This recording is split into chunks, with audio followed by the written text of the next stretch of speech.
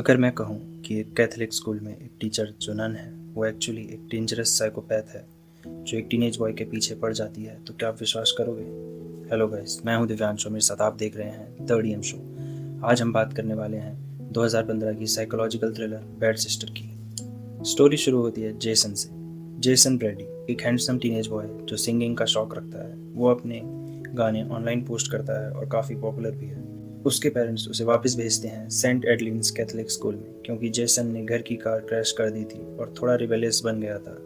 School में एक नई टीचर आती है, सिस्टर सोफिया वाइट, एक यंग ब्यूटीफुल नन जो इंग्लिश पढ़ाने आई है। पर पहले दिन से ही कुछ अजीब था उसके बारे में। रेड लिपस्टिक, मॉर्निंग प्रेयर ना पढ़ना और जेसन को देखने का वो तरीका जैसे वो उसे डेजर्ट की तरह देख रही हो।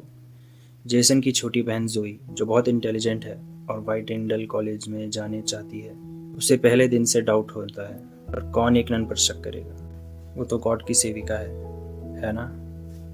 दोस्तों, यहाँ से कहानी अपने असली रूप दिखाती है। सिस्टर सोफिया असलियत में लॉरा पैटर्सन है, एक मेंटल पेशेंट जो ऑब्सेस्ड हो गई थी जेसन के ऑनलाइन सिंगिंग वीडियो से। जब उसे पता चला कि एक रियल सिस्टर सोफिया वाइट नाम की नन जेसन के स्कूल में टीचर बनने वाली है, उसने क्या किया? उसने रियल सिस्टर सोफिया को मार दिया, टायर आयरन से उसका मर्डर कर दिया और फिर उसकी आइडेंटिटी अज्यूम कर ली। स्कूल में सिस्टर सोफिया बनकर आ गई ताकि वो जेसन के करीब आ सके। स्कूल में सिस्टर सोफिया जेसन को सेड्यूस करना शुरू कर देती है। वो उसे अपने क्वार्टर में बुलाती है और फिर रेड लॉन्जरे में चेंज करती है। जेसन दरवाजे पर नॉक करने वाला ही होता है, पर वो स्ट्रेटेजिकली जेसन के रूम में अल्कोहल बॉटल्स प्लान करती है और फिर ऑफर करती है कि उसकी पनिशमेंट कम्युनिटी सर्विस हो उसके साथ। और जेसन की गर्लफ्रेंड सारा, सिस्टर सोफिया, उसे भी टारगेट करती है। सारा की टेक्स्ट बुक में मारवाना प्लान कर देती है और सारा को सस्पेंड करवा देती है। एक रात सिस्टर सोफिया जेसन के रूम में आ जाती है और दोनों के बीच फिजिकल रिलेशनशिप बन जाती है। पर सिस्टर सोफिया ने यह सब सीक्रेटली रिकॉर्ड किया हुआ था। अब वो जेसन को ब्लैकमेल कर सकती थी। जेसन गिल्ट से भरा हुआ था, पर सिस्टर सोफिया उसे अफेयर कंटिन्यू करने के लिए फोर्स करती रहती है। थ्रेट देती है कि वो सब कुछ एक्सपोज कर देगी। जोई को पता चलता है कि कुछ बहुत गलत हो रहा है। वो सिस्टर सोफिया के बारे में इन्वेस्टिगेट करना शुरू करती है, पर सिस्टर सोफिया को पता चल जाता है तो वो जोई को भी फ्रेम कर देती है चीटिंग के केस में, ताकि जोई की कोई ना सुने।